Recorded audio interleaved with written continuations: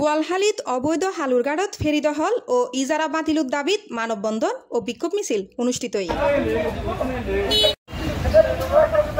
August 30 তারিখ শনিবার BLA উপজেলার কালুরঘাট এলাকার উপজেলা আওয়ামী লীগের সহসভাপতি মনসুর আলম পাপ্পির বিরুদ্ধে এই মানববন্ধন ও বিক্ষোভ মিছিল গজি বোয়ালখালী সর্বস্তরের জনসাধারণ।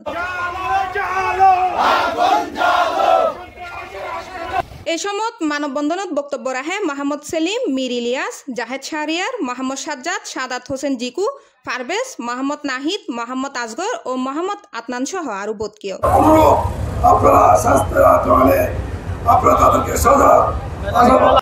কালঘাট ফেরি ইজারা দখল নিয়ে এখনো বসে আছে। সেই ইজারা বাতিল করার জন্য আমি প্রশাসনের দৃষ্টি আকর্ষণ করছি।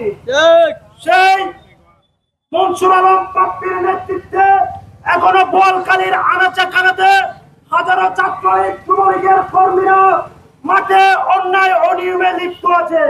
তাদেরকে দ্রুত বিচারের আওতায় এনে গ্রেপ্তারের মাধ্যমে বোয়ালখালীর শান্তি শৃঙ্খলা রক্ষার জন্য আহ্বান জানাচ্ছি। শীর্ষ সন্ত্রাসী অবৈধভাবে খুন, হত্যা, রাহাজানির মাধ্যমে নিজের প্রভাব বিস্তার করে সন্ত্রাসী বাহিনী তৈরি করে আজ অবধি এই অবৈধ ব্যবসা চালিয়ে যাচ্ছে। ভাইয়েরা, পাপ্পি এবং তার অনুসারীগণ বোয়ালখালীতে এখনো পর্যন্ত সরব রয়েছে।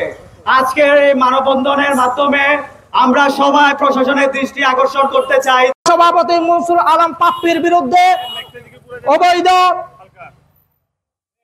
অবৈধ ব্যবসা, টেন্ডারবাজি, দখলবাজি, ফেরি থেকে চাঁদাবাজি, বিভিন্ন কর্মকাণ্ডের মাধ্যমে এই পাপ্পি বিগত সময়ে বোয়ালখালীকে সন্ত্রাসের অভয়ারণ্যে পরিণত করেছিল।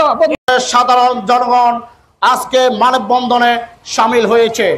আজকের মানববন্ধন থেকে একটি কথা বলতে চাই, অবৈধভাবে ফেরির দখল, টেন্ডারবাজি সহ বিভিন্ন রকমের চাঁদাবাজি এবং সন্ত্রাসী কর্মকাণ্ড ওই মনসুর আলম পাপ্পি বিদেশ থেকে বসে এখনো পর্যন্ত চালিয়ে যাচ্ছে। শুধু কেবল বোয়ালখালীবাসী নয়, বোয়ালখালীবাসী তথা চট্টগ্রাম দক্ষিণ জেলা মানুষের উপর তারা নির্যাতন নিপীড়ন চালিয়েছিল। মানববন্ধন শেষে বিক্ষোভ মিছিল ফেরিঘাটতুন শুরু হয়, প্রধান সড়ক প্রদক্ষিণ করি পুনরায় ফেরিঘাটতাই শেষ হয়। Desk news, C+ TV, Chittagong.